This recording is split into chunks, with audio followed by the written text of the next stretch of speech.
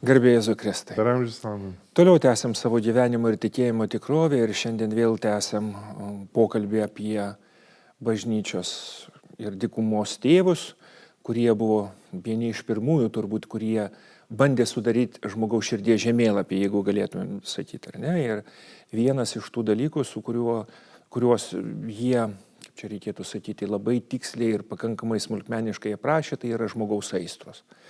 Tačiau jų suvokimas, kas yra aistra, nuo dabartinio mūsų suvokimo gerokai skiriasi. Jeigu mes aistrom priskiriam labiau tokį emocinį aspektą, tai dykumos tėvai aistras išvelgia kaip labiau tokį negatyvų dalyką. Ar galėtum pats tiesiog pabandyti apibrėžti, kad paprastai žodžiais mes suvoktumėm, kad žodis tas pats, tačiau turinys yra šiek tiek kitoks. Jo, gal net jie įvardino tai kaip kalbėjimą viduje, kaip kažkokį dialogą, kaip kažkokį būtent, kad piktosios dvasios pasiūlymai, kurie turi net etapus ir ypatingai Evagrius tą išaiškino labai ryškiai, kad štai užkalbina, štai susidomi vienuolis, paskui pradeda svarstyti, paskui pradeda daryti. Bet ta aistra kaip yra jėga kažkokia? Kaip kažkoks pasiūlymas ir kadangi jie išgyveno tai ne vien tik tai ar tai jausmais, bet visame kame galėjo tai būti ir kažkokia įvykis kažkoks, bet dažniausiai tai yra vidinis girdėjimas, kas toj sieloj dedasi. Dažniausiai toks kažkoks teiginys.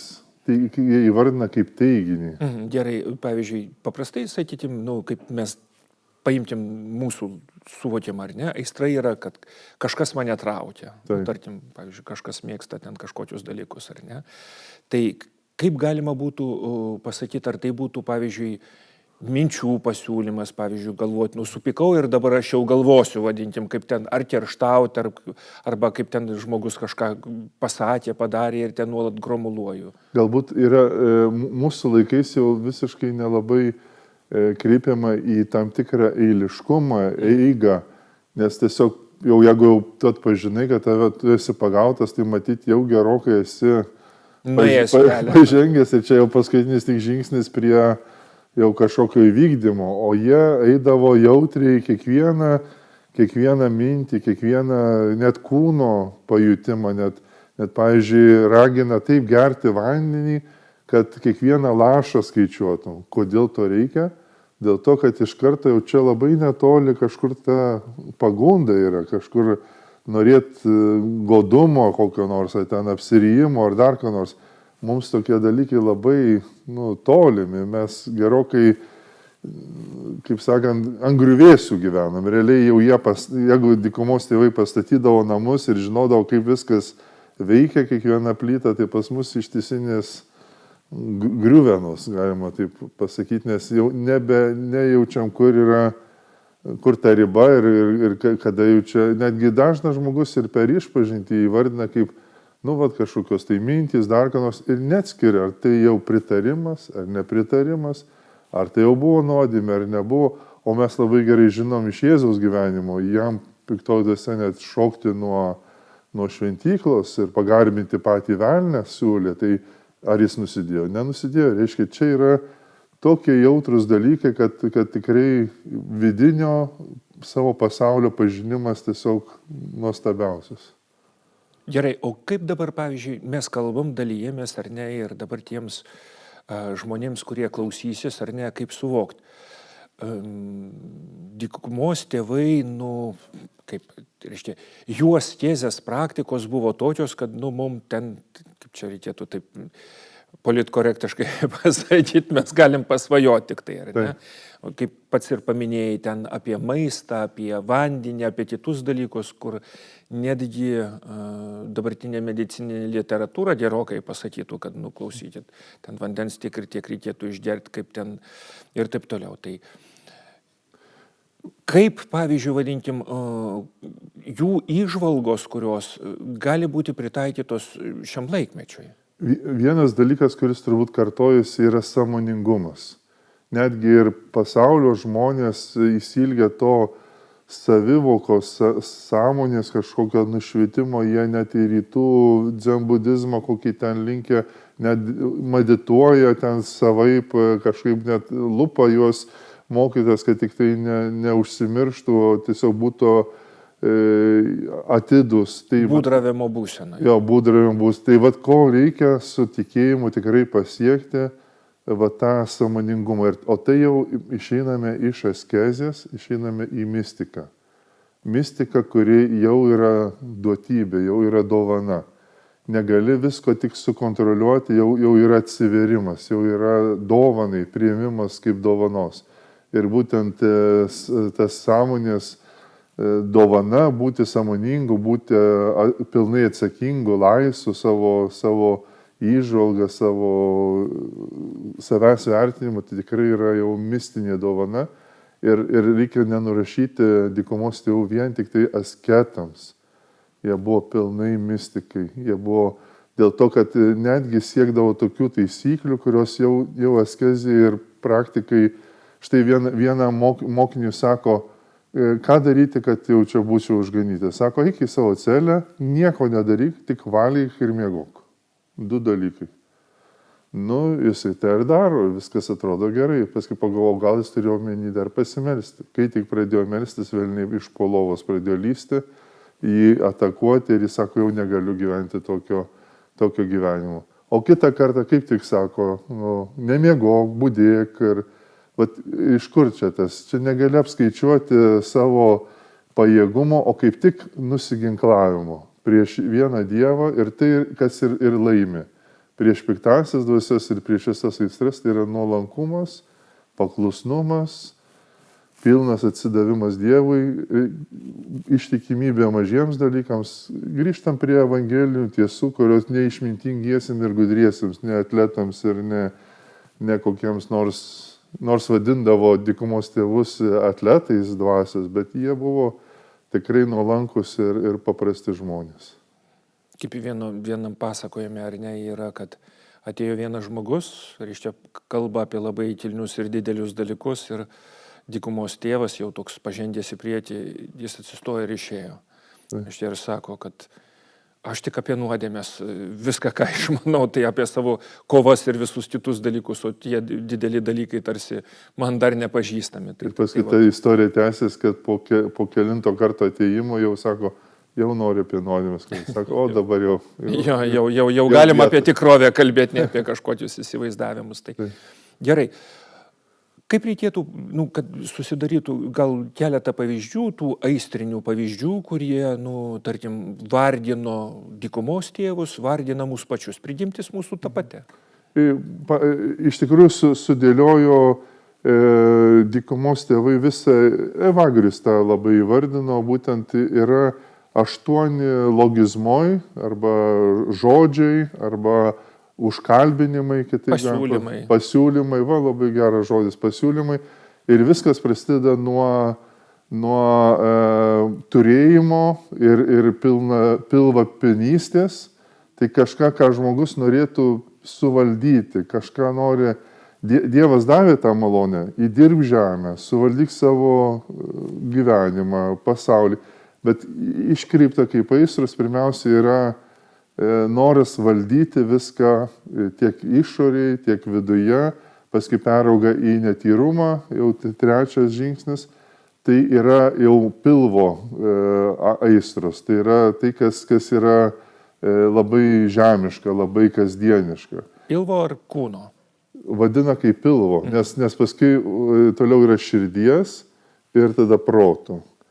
Proto jau aukščiausios įdos, kurių neatsisakysi per amžius ir labai jau, net sako, po 3 dienų po mirties, tai yra garbėtroška ir puikybė. Tai yra jau, kaip čia pasakyti, jau minties vos, laikysenos, tam tikra požiūris jau visas. Gerai, galvos yra, tarkim, būti garbėtroška. Garbėtroška ir puikybė. Garbėtroška siekia žmonių pripažinimo, jos nori pavergti savo, o puikybė net ir kitų nereikia. Tai garbėtroška noriu turėti daug laikų.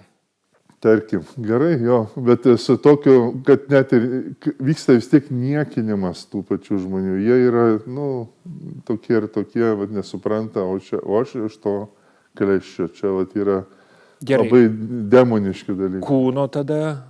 Kūno arba pilvo, geriau sakyti pilvo. Gerai, pilvo. Pilvo tai yra godumas, tada rajumas ir netyrumas, neskaistumas. Ne? Tai viskas kalbama apie turėjimą, kontroliavimą net ir kitų žmonių, net ir malonumą ar dar ką nors. Reiškia įtapus. Širdies jau yra santykio dalykas, tai yra pavydas arba liūdesys įvardina labiau, kad kitam geriau sekasi. Kitas kažkoks pažengęs labiau. Tada kitas dalykas dar rūstumas arba kerštas geriau tinktų, nes kai vyksta neteisybė, vis laik kyla pyktis. Ir tas pyktis tas gali būti virsti į teisingumo siekimą, jeigu žmogus susivaldantis romus, o gali virsti į kerštą, kur kitą menkinti, žeminti ir naikinti. Ir tokia dar viena nuodėmė mes įvardinam kaip tingumą, bet yra akedija labiau. Tai yra vengimas gilesnių dalykų. Noras likti paviršiui. Čia labai tinka mūsų laikams. Toks kažkoksai paviršyje lūkuriavimas ir gali žmogus labai ir daug ką daryti. Gali kažką daryti, bet jis vis laik lieka tik tai paviršiui. O kur jau liečia gilesnius, prasmingesnius dalykus, taigi jis yra visiškai bejėgis ir nenori ir panašiai. Ir jis apima jau beveik visą žmogų šitą aistrą. Taigi ir žmogus, ir yra tam tikras, gali būti ir įvardina taip pat dykumos tėvai, kad viena yda traukia kitą ydą.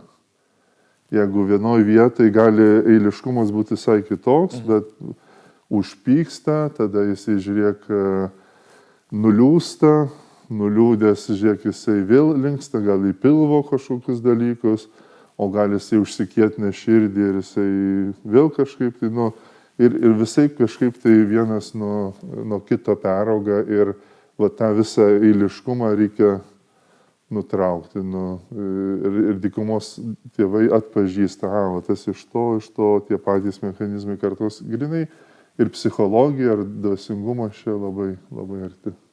Ir pasiūlymai nutraukti kaip? Ir jie išvysto būtent visą priešingą kovai šitai dvasiniai įrankius duoda. Šitiems pasiūlymams turim kitus pasiūlymus, Dievo žodžio pasiūlymus. Netgi ir Evangelijus parašęs tiek niuansų kiekvienos tos aistros, pavyzdžiui, aistra, nežinau, ten jeigu kažkas pykčio, tai tuo metu, kai kažkas įvyko, o aš tada tokia rašto vieta, kurią reikia kartoti, kurią reikia apmastyti. Išsivysto širdies maldos visa sistema.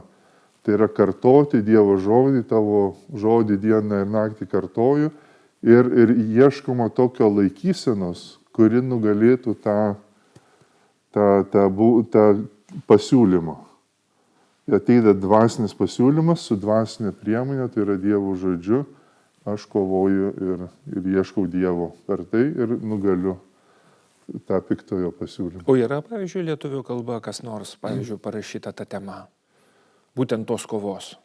Tai be abejo, yra jeigu, sakykime, trumpai, tai visos knygelės apie dykumos tėvus, ir jų yra, aš kažkada bandžiau žiūrėti pagal sąrašą, gal jau net iki 7 knygelių, tai iš graikų autorių, tai vėl vis laik yra pasakojimai, vis laik yra komentarai, galima tikrai paieškoti ir rasti.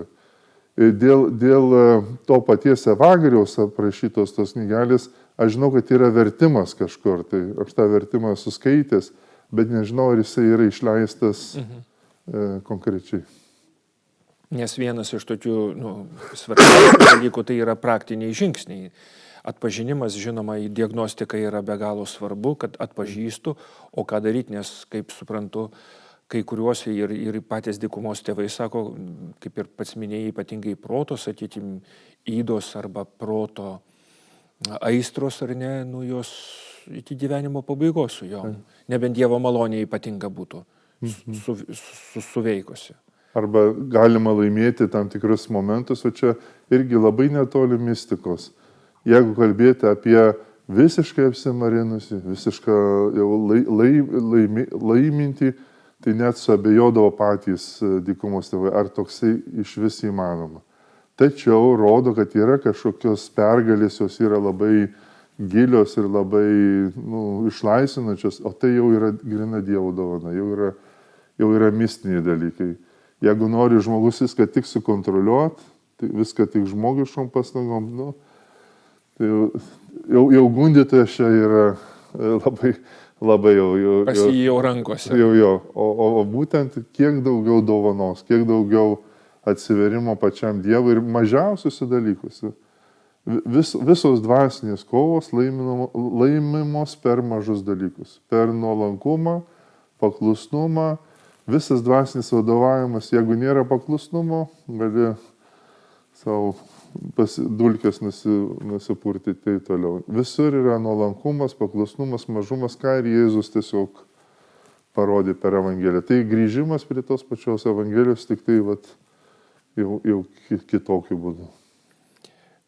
Ką reikėtų pasiūlyti žmonėm, kurie dabar vis tiek mes gyvenam pakankamai patogiai, tokiam visi patoginusiam pasaulyje. Dykumos tėvai nuolat sakydavo, jeigu nekovoja, kažkas netaip yra. Tai. Ir netgi sakydavo, kad, kai kurie sakydavo, ar ne, reiškia, kad jeigu yra kažkoks ramybės laikotarpis, be kovos, nes, išglebs raumenis, kaip čia reikėtų sakyti, pats nebenorėsi pradėsi ieškoti kažkokios komforto zonos. Aš manyčiau, kad jeigu tik tai galvosi apie nuolatinį ir tobulą pasikeitimą, to reikia norėti idealistiniu būdu.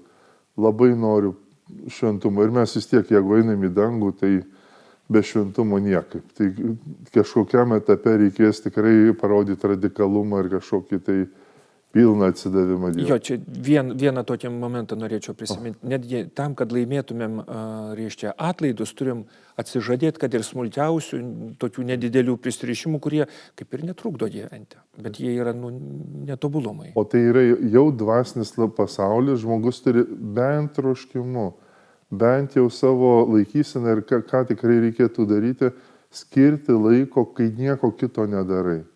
Kad susiorientuoti, kas ten vyksta, kokios tendencijos manyje skamba visą dieną, kas ten vyksta, kad tą žvilgsnį nebijot pažiūrėti į save. Tai yra vienas iš pirmųjų ir dykumos tėvų paraginimų, pamatyk, kas pas tave ateidinėja, sako, į namus ir kas išeidinėja, ir kiekvieno to, kas tave įvyksta, paklaus, tu esi iš Dievo ar iš mūsų priešų. Ir sako, tau pasakys. Ir tu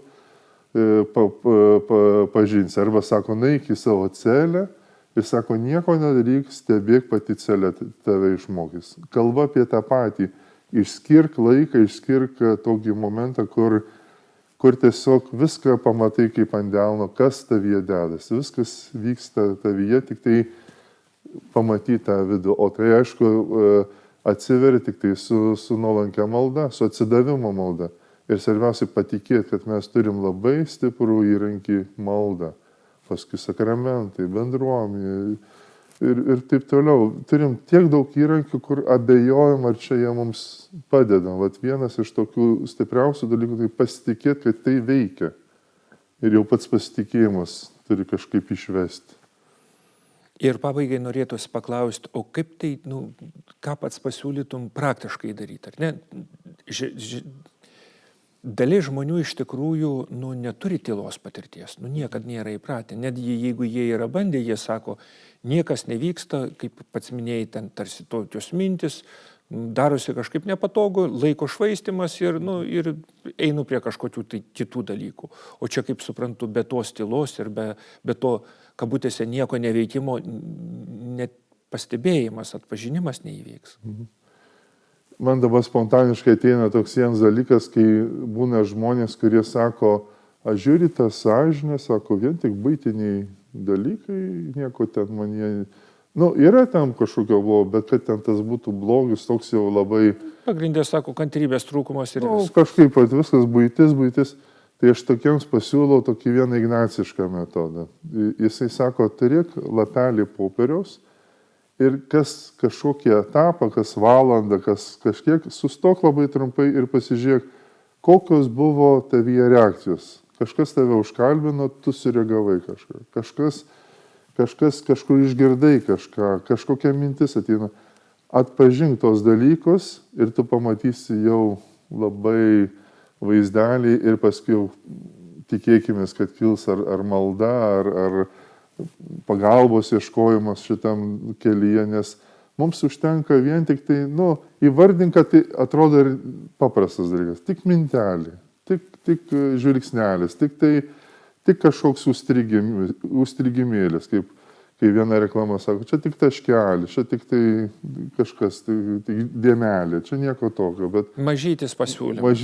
Mažytis pasiūlymas, o nuo tų mažyčių pasiūlymų prasideda, jau įsilinguoja ir užfiksuok ir tada žiūrėsi, pamatysi tą savo sielos paveikslą ir kas tikrai yra sąžiningas su savim, tikrai norės matyti. O jeigu jisai tik tai išorėje ir kas siekia, ko kiti nori ir panašiai, nu, tai jis, kaip sakant, tai tik tai daug dievė, kad tos ligos, tos nelaimės nebūtų tokios žiaurios, kad atimtų jau paskutinę viltį. Nu, nes kaip kitaip tada sustabdo žmogų pasižiūrėti save. Tai daug dievė, kad ramybėje žmogus galėtų užfiksuotas momentus. Gerai, tarkim, mokosi žmogus atpažįsta ir pastebi, ne pačius maloniausius dalykus, nes tos aistros tikrai neatneša nei ramybės, nei dar ko nors priešingai.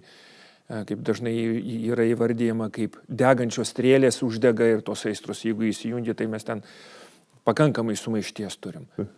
Kaip dabar žmogui nenusiminti? Grįžti, tada atrasti, būtent prieš tai kalbėjau apie pasitikėjimą. Reikia kažkokią turėti pagrindą. Pagrindą, kad esu Dievo mylimas, kad man davė galimybę melstis. Yra sakramentai. Netgi paprastai atsiverti žmogus, ką jisai daro.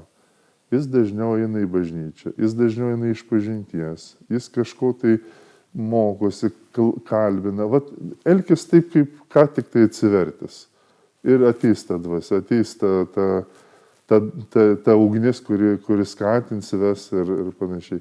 Jeigu bijot, ką kiti pagalvos, kaip čia bus, kaip čia apskaičiuoti, vis tiek kažkoks turi būti mažiausiai, aš sakyčiau, pasakyk 100 kartų, Jėzau, aš tau visiškai atsiduodu. Raktinis žodis yra Jėzus ir visiškai.